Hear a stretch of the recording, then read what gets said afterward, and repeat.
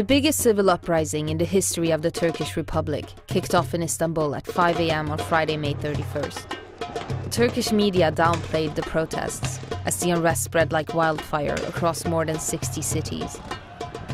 The footage showing police brutality against protesters shocked viewers around the world. So far, more than 4,000 people have been injured and 3 deaths have been confirmed. It all started when Turkish riot police fired tear gas, pepper spray and water cannons into a peaceful protest to save Gezi Park, one of the last green areas in central Istanbul. Instead of dispersing the protesters, the violent crackdowns resulted in the social uprising growing in strength and numbers, as discontent with Prime Minister Erdogan's autocratic style and Islamic agenda hit boiling point.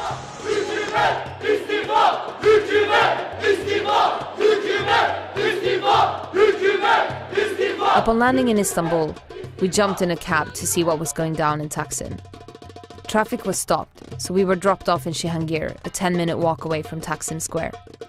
The closer we got to the heart of the turmoil, the more injured and traumatized people we met. What's happened? The tear gas bullet hit his face. They are targeting people with those tear capsules. That's the problem. They use them as bullets. Young people dying, man. They just big politician, but these people's, our country's people's. Bu akan bizim kanımız ya, bizim kanımız. Bu akan kan bizim kanımız.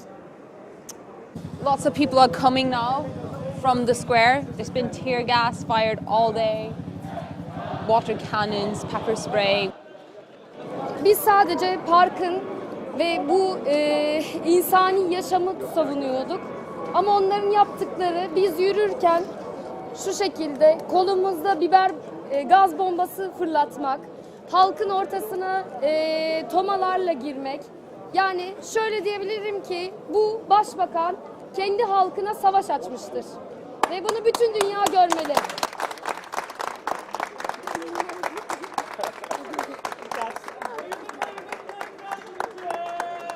Direne, direne kazanacağız. Direne, direne kazanacağız. There are helicopters everywhere, police sirens. And despite people running away from the square, being injured, people seem to still be going. God, I can smell the tear gas now. Okay, let's do this. When we finally reached Istiklal Avenue, just off Taksim Square, tens of thousands of protesters were trying to break the police barricades to take back the square. We're being tear gassed. Everyone's pushing.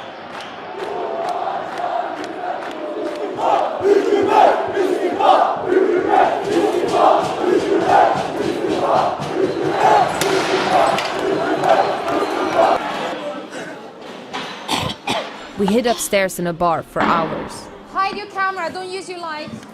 The chemical fumes were burning our eyes and lungs. Are we safe here? That's all. We had no idea what was happening outside. We just ran into a bar. There's tear gas everywhere. We saw lots of people just passing, falling, crying. The streets are empty now. There were thousands and thousands of people.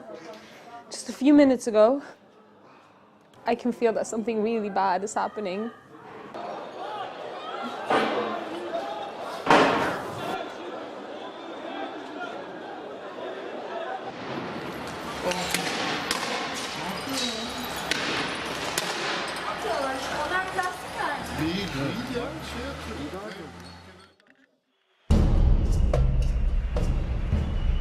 The following day, protesters were back out on the streets in even stronger numbers. The police continued to tear gas them, even in a residential area where there were 3 hospitals. In the afternoon, the police withdrew and people went back to the square. We wanted to speak to the people who first initiated the protests, so we tracked down 2 very tired members of the Gezi Park Protection and Beautification NGO, who had been occupying the park since Monday. So you have actually been out protesting for almost an entire week now? Yeah, well, actually, we had just finished our meeting. On our way back home, we saw the demolition, and this is how we we were able to stop it. How come you started focusing on Gezi Park? Why did you want to protect this green area? Actually, we were all fighting against the Taksim project, but we couldn't stop the tunnels and things like that. Then we said, okay, let's focus on the park because it unifies people easily. That represents the last gifts of earth and nature that we have to protect as a treasure for our children and next generations. At sunset, one of our camera guys was in Beşiktaş, an area near Taksim, where major clashes kicked off between police and protesters, near Erdogan's Istanbul office. We headed to Taksim Square to see if the police were going to storm it once again.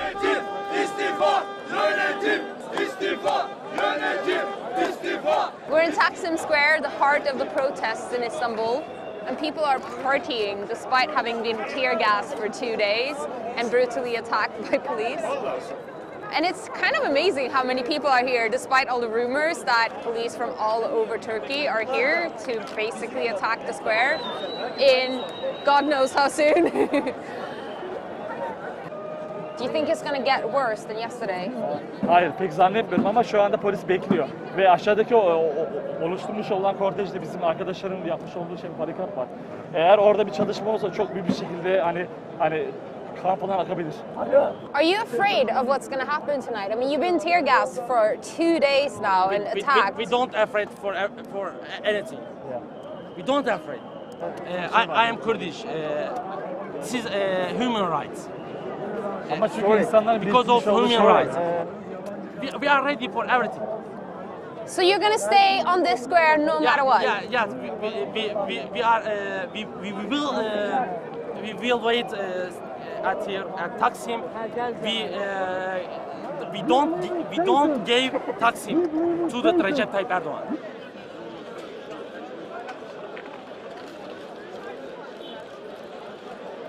We just went and got gas masks. There are lots of rumors floating around about all sorts of things, but right now we're going to go to a meeting with some protesters, trying to figure out what exactly is going on and hopefully figure out what the plan is tonight.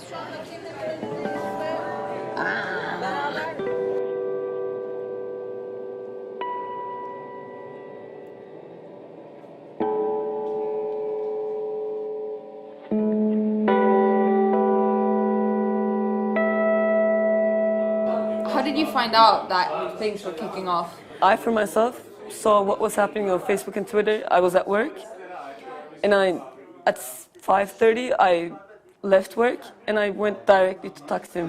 Police came with tear gases and sprayed sleeping people and people who were reading books with tear gas, and they burnt their tents down, like actual live fire. One of the PMs of Turkish Parliament got shot in the shoulder with a tear gas canister, and then he was hospitalized. At that point, it was no longer about trees. It was just about tyranny. Eğer olay miting yapmaksa, eğer bu noktada toplumsal hareketse, yani ben kalkarım, onun 20 topladığı yerde 200.000 toplarım. Onun 100.000 topladığı yerde ben partim olarak 1 milyon insan toplarım. This is an official threat from our Prime Minister. I didn't vote for him. Doesn't matter, the majority voted for him. He's my Prime Minister too. And it's his duty, unforgettable and obviously, to protect me as well. I, as a citizen of this country, do not feel safe to live here anymore.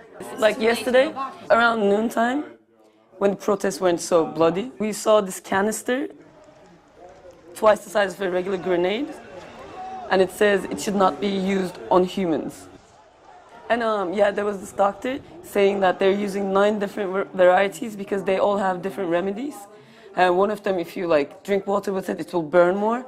But one of them, you have to drink water because otherwise there's no remedy to it. And one of them, you have to use vinegar, and the other one, you have to use an anti-acid. It feels like you're drowning. It feels like somebody's actually holding their hands on your throat and they're trying to kill you. This is a chemical war. This is against human rights. We have grown up in a free country. We have gone to schools that provide us education in our own language. We were free to practice our own religion. We were free to be gays or lesbians or Kurds or Armenians, and we were free to respect each other. But now we're being forced to take sides, and this is the biggest damage the government has done to us. By midnight, clashes in Beşiktaş had gotten extremely violent and didn't die out until 2 a.m. I am in Beşiktaş, and in Beşiktaş I am near the stadium. Well, how are you going to come here? How many people are injured in the mosque? Well, now, while I was talking to you, I was someone who came injured in the eye, and somebody else is coming now. The eye was basically dead.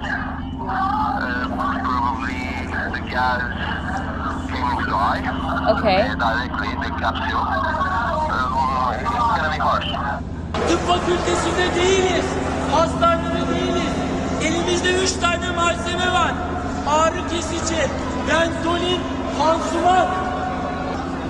Solunum sıkıntıları bu tarafta bentolinlerle, travma hastaları ışığın altında. Pansuman yapın, dikiş atın, ağrı kesici yapın. Başka hiçbir halt yapamazsınız.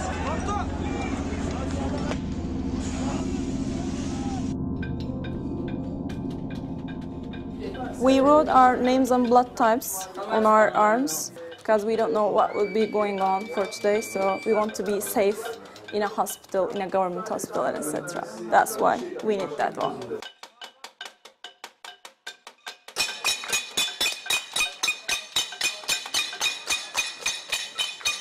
We heard there were 6 civilian medical points around Taksim, so we went to visit one of them. Are you a doctor? Yeah, doctors and medical students, so we are here. Are there a lot of people coming into your emergency clinic? Yesterday there were approximately 500 people. 500 people, yeah, and some of them, they were badly hurt. And police just didn't let ambulance to reach us for these hurt people, so we had to carry these people with our arm powers. So it was just like hell yesterday. You hear lots of apparently tear gas being shot, and it sounds like things are really kicking off there. Has it been like this all day? Yeah, it was. Yeah? All day long. Sedye yok. Sedye yok. Taşıyacağız buraya. Okay. He's going for an emergency. What are you expecting tonight? We expect that things will get worse. God knows what awaits us. Yeah, we've heard that police from all over Turkey has come to Istanbul now. Also tear gas from all over Turkey has come to Istanbul. Oh my God. So we're at Taksim Square, it's almost 2 a.m. People are building barricades to keep the police out, or try to. You can see fire. I think 150,000 people can fit on this square, and it looks way more crowded than that.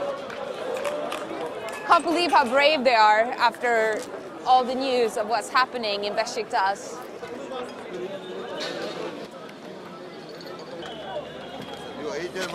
Yeah, I'll have a mussel. We were so sketched out about coming to the square, and now people are just feeding us mussels, which feels a bit random, but it's nice.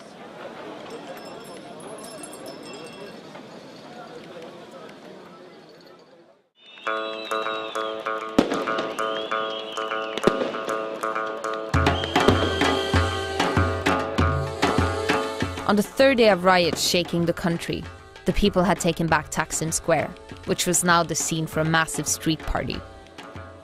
The park was still standing, and the bulldozers and diggers that were sent to flatten it had been destroyed. This area has been a really important monument of civil society in Turkey ever since the 60s. This is where people come to protest, so obviously they don't want this place to get destroyed.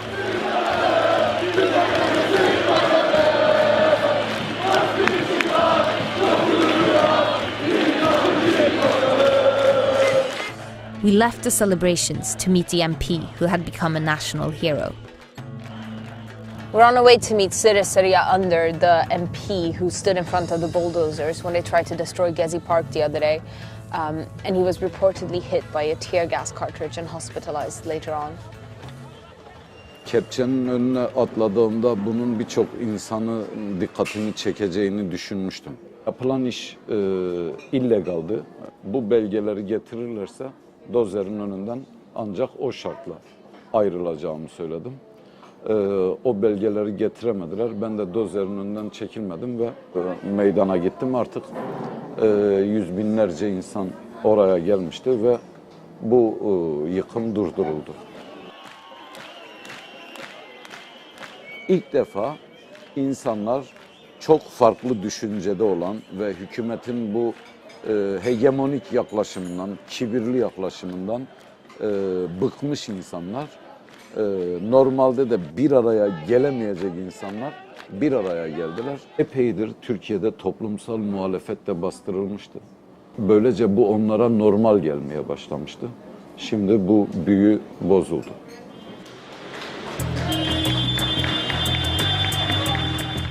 Celebrations continued throughout the evening in Taksim. Football fans were joyriding a digger in Beşiktaş. By this time, 1,700 protesters across Turkey had been arrested. It was time for us to leave. On our way out, we stopped by Taksim Square. So it's 1 a.m. on Monday morning. The police have tonight again been brutally clamping down on protesters in Beşiktaş. There are a lot of people hurt. People are building massive barricades to basically prevent police coming back into Taksim Square. It's been about a week since the first people stood over there by the trees in Gezi Park, trying to prevent them from getting destroyed by bulldozers. The square is the emptiest I've seen it so far. It could very well be because it's Monday morning and people need to go to work tomorrow. Do you know Toma devices? No. Toma vehicles? Yeah? Pressure water. War. Yeah? This is against them. Do you think they will come tonight? Yeah. Maybe. Maybe tonight or tomorrow, doesn't matter. So these will stay.